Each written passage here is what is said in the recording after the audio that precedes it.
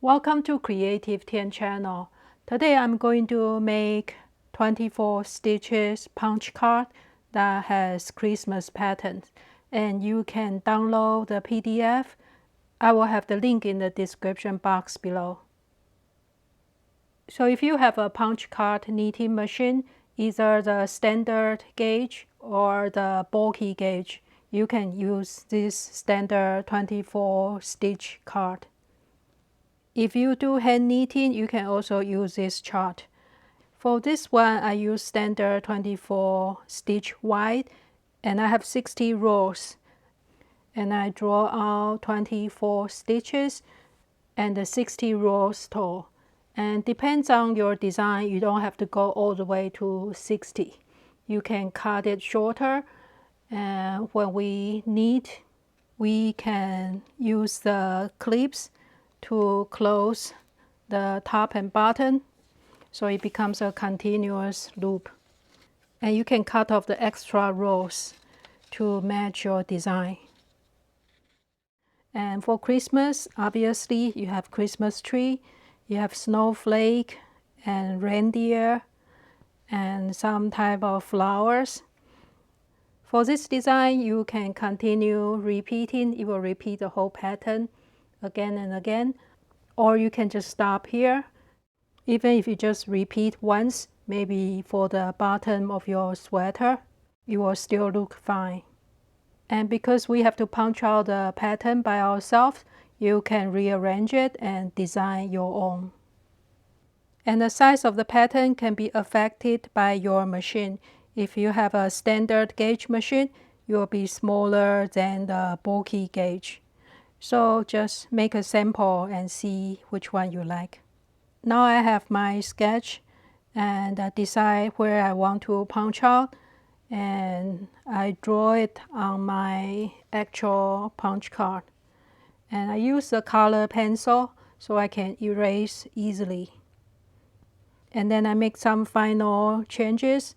I want to make sure all the white, the background is not too white, so I try to add a little bit dots here and there or small patterns, so you don't have very long float in the back. So the next thing is to punch out the card. I have this handy punch from eBay. It's very simple and it works pretty well. And if you look closely, there's a little dot at the end of that punch, and that's the center of the punch hole. So when you look closely at the punch card, in the center there's a small dot, that's a very small hole. So you can punch halfway, try to make sure the tip align with the center, and then punch all the way. There are more fancy punchers you can find on eBay, but they are pretty much the same.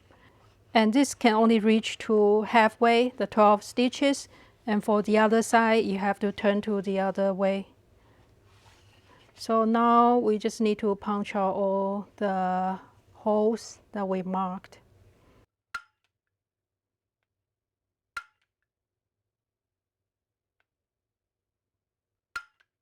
You can move around to feel the center of the hole.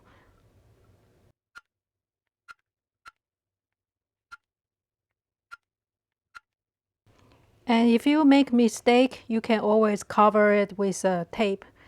So we'll just continue punching the whole card.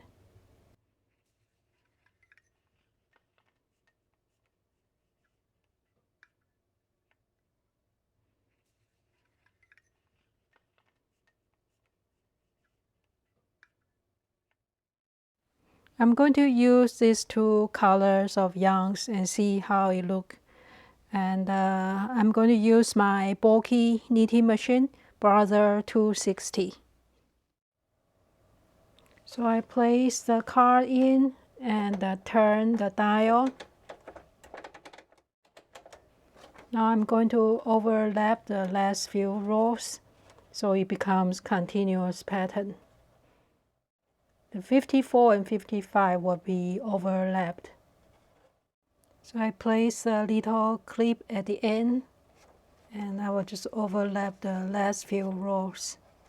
You can see now it's continuous. Now we have clip on both sides. I can place the dial to the dot at the bottom. It's for locking, so it's not advancing. So first we need a few rows of plain knitting and park the carriage on the left side. I have 36 stitches because I want it wider than 24 stitches, so you can see the repeat. So I add 6 stitches on each side. I have tension 9 right now because a fair isle stitch can get very bulky, and it's better to be a little bit on the loose side. Now we are going to start the fair isle pattern. The carriage is parked on the left side. The punch card is set to hold. That's the circle in the bottom. And make sure we start with the first row, if that's your design. So we turn it to the first row. See, that's the line. We'll match the line here. And set the carriage to KC. Now we are ready to knit the first row.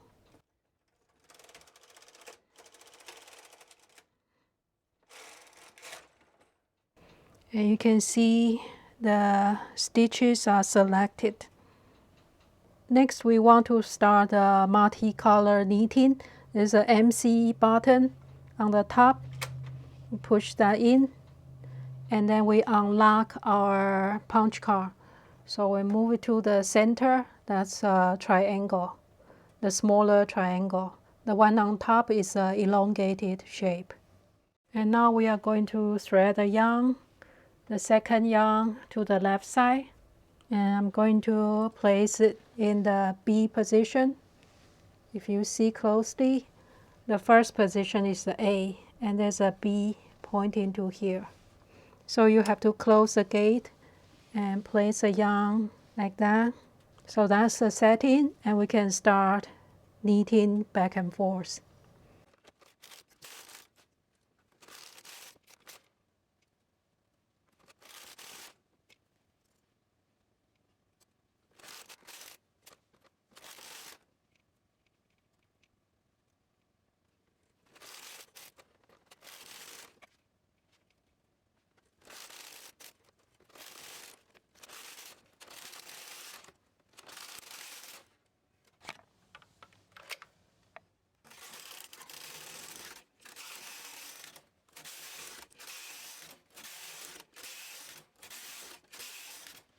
Here's our final pattern. It actually knits from the bottom row, so that's 7 rows below the first row.